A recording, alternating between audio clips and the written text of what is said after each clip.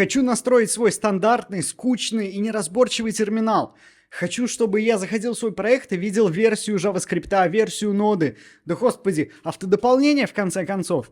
Можно это все сделать со стандартным маковским терминалом, без установки левых программ и программирования, в настройках? Конечно, можно. Что такое терминал?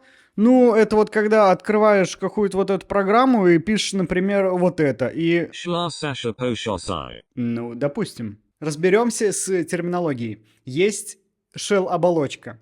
Она помогает нам взаимодействовать с самим компьютером. Это такие слова, как bash, zh, fish. How do you call fish without I? Psh. Она обрабатывает, по сути, команды и возвращает нам вывод. Есть же и эмулятор терминала. Это графический интерфейс, позволяющий нам взаимодействовать как раз-таки вот с этой shell-оболочкой.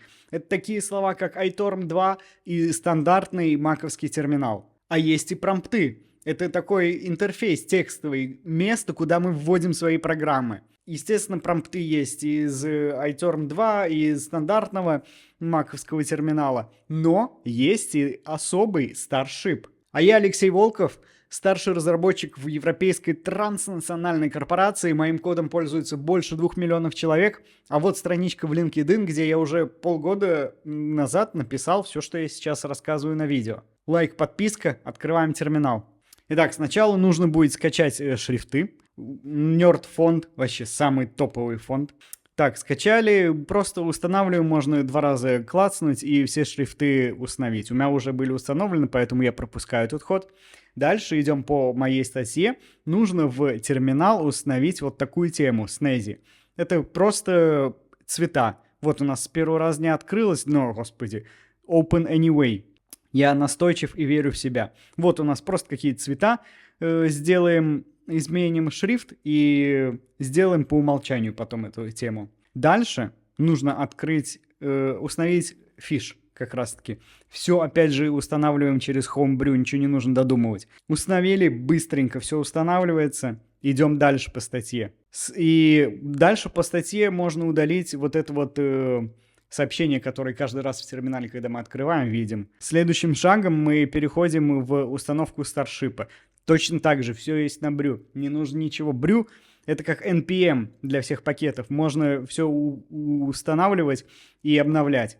Вот мы изменим в файле rc так, чтобы каждый раз, когда мы открываем терминал, мы открывали наш промпт Starship. Итак, возвращаемся в вот этот вот файл, который конфиг-файл для фиша. Это точно так же дополнительная какая-то настройка темы самого фиша. Просто цвета, ничего no rocket science, как говорят у них. В принципе, осталось сделать только автодополнение. Автодополнение также работает через ZSH.